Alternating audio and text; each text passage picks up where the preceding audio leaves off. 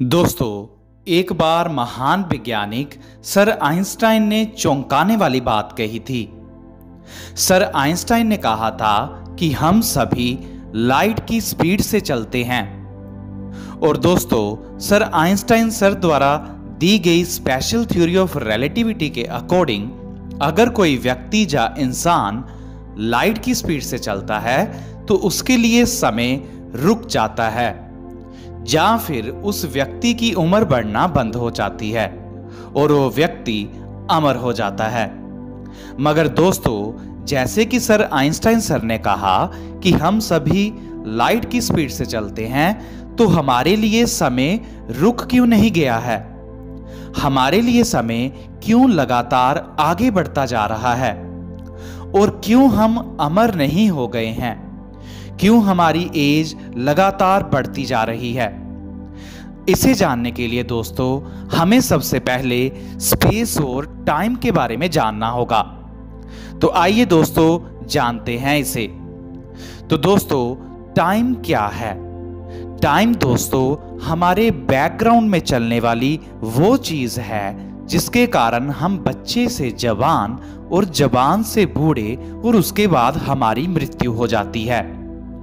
Time हमारे background में चलने वाली वो चीज है जिसके कारण हमारे लगातार इमोशंस चेंज होते जाते हैं, जिसके कारण हमारी लगातार रिलेशनशिप्स चेंज होती जाती हैं, जिसके कारण लगातार हमारे स्वाद, टेस्ट और थिंकिंग चेंज होती जाती है।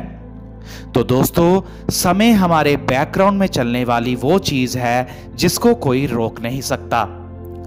आइए दोस्तों, अब समझते हैं स्पेस के बारे में। दोस्तों, स्पेस एक 3 डायमेंशनल एंटाइटी है जिसकी लेंथ होती है, जिसकी ब्रेथ होती है और जिसकी डेप्थ होती है। जितनी भी चीजें हमारी अर्थ में सिचुएटेड हैं वो स्पेस में ही सिचुएटेड हैं। जैसे कि आपका घर भी स्पेस में ही सिचुएटेड है। आपके घर की भी लेंथ है, ब्रेथ है और डेप्थ है। अगर आपका घर जिस जगह पे सिचुएटेड है, आपके घर को उस जगह से हटा लिया जाए तो पीछे स्पेस ही बचेगा और आप उस स्पेस को उस जगह से नहीं हटा सकते। अब दोस्तों, अगर हम टाइम और स्पेस की डेफिनेशंस को देखें तो इनसे जरा भी नहीं लगता कि ये दोनों चीजें एक चीज हैं। इनकी डेफिनेशन से तो यही लगता है ये दोनों अलग अलग चीजें हैं। और दोस्तों, सर आइंस्टाइन से पहले वाले साइंटिस्टों का भी यही मानना था कि ये दोनों अलग अलग चीजें हैं। मगर दोस्तों, सर आइंस्टाइन की सोच अलग ही थी। उन्होंने ये सोचा कि ये दोनों चीजें एक ही चीज हैं। ये स्पेस और टाइम एक ही सिक्के के 2 पहलू हैं। और दोस्तों, सर आइंस्टाइन सर ने कहा जैसे स्पेस के 3 डायमेंशन है, हाइट, विड्थ और डेप्थ, टाइम भी इसका 4था डायमेंशन है। और दोस्तों, सर आइंस्टाइन सर ने यह भी कहा कि हम 3D वर्ल्ड में नहीं रहते, हम 4D वर्ल्ड में रहते हैं। दोस्तों, इस सभी को हम एक उदाहरण से समझते हैं। जैसे मान लीजिए आपके दोस्त ने आपको अपनी शादी के लिए कार्ड भेजा, तो अगर आप कार्ड पर शादी वाली जगह का एड्रेस देखो तो वो ऐसे लिखा होता है 8th street 32nd Avenue on 1st floor.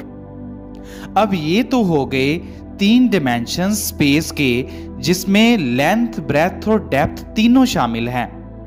मगर उस कार्ड पर यह भी तो लिखा होता है on 22nd of April at 6 PM। तो दोस्तों, यहां पर स्पेस के 3 डायमेंशन के साथ साथ टाइम का 4था डायमेंशन भी लिंक्ड होता है मैरिज वाले कार्ड पर। अब मान लीजिए ये 4था डायमेंशन टाइम वाला ना लिखा हो कार्ड पर, तो आप मैरिज वाली जगह पर पहुंच तो जाओगे मगर उस दिन मैरिज नहीं होगी, तो आप मैरिज एंजॉय नहीं कर पाओगे। तो thanks to sir Einstein sir, जिन्होंने कहा कि स्पेस और टाइम एक ही चीज है और ये आपस में लिंक्ड है। तो दोस्तों इसका मतलब हमारा ब्रह्मांड दो एक्सिस में विभाजित है। एक एक्सिस की तरफ स्पेस के कोऑर्डिनेट्स हैं लेंथ, ब्रेथ, डेप्थ, और दूसरी एक्सिस की तरफ टाइम का कोऑर्डिनेट है। अब जो सर आइंस्टाइन सर ने बात कही थी कि हम सभी स्पीड ऑफ लाइट से चल रहे हैं, वो बिल्कुल सही है। मगर सर ने कहा था कि हमारा जो मोशन है वो दो एक्सिस में विभाजित है। हमारे मोशन का कुछ हिस्सा स्पेस के कोऑर्डिनेट्स की तरफ है और हमारे मोशन का कुछ हिस्सा टाइम के कोऑर्डिनेट की तरफ है। और अगर हम स्पीड ऑफ लाइट से चलना चाहते हैं तो हमारा सारे का सारा मोशन सिर्फ और सिर्फ टाइम के कोऑर्डिनेट की तरफ होना चाहिए।